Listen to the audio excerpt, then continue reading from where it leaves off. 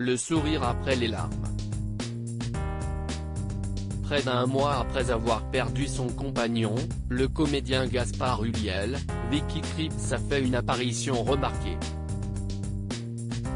Dimanche 6 février, l'actrice était présente au déjeuner dénommé au César 2022, qui s'est déroulé dans le célèbre restaurant Fouquier de Paris.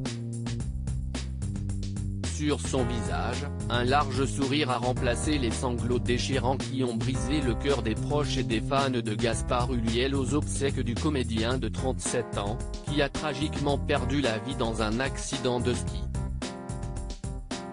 Car après le drame, Vicky Krieps a reçu une bonne nouvelle, elle est en lice pour remporter le César de la meilleure actrice à la prochaine cérémonie, pour son rôle dans le film Serre-moi fort de Mathieu Amalric. Dans cette catégorie, l'actrice de 38 ans est confrontée à Leila Bekti, pour Les Intranquilles, Valérie Lemercier-Poualine, Léa Seydoux pour France, Valéria Bruni Tedeschi pour La Fracture, Virginie Efira pour Benedetta et Laure Calamy, qui a remporté le prix l'année dernière, pour Une femme du monde.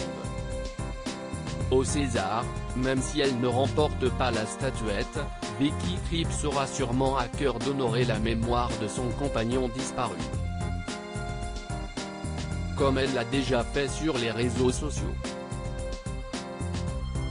Gaspard dans le ciel.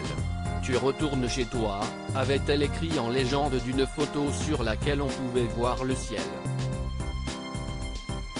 Lors des obsèques de l'acteur, qui se sont déroulées à l'église Saint-Eustache à Paris le 27 janvier dernier, Vicky Krieps s'était effondrée, épaulée par les proches de l'acteur. Vicky Krieps, qui est l'actrice. Après avoir rompu avec la mère de son fils Orso, l'acteur aurait donc refait sa vie et trouvé l'amour dans les bras de Vicky Krieps, avec qui il partagera prochainement l'affiche du film Plus que jamais.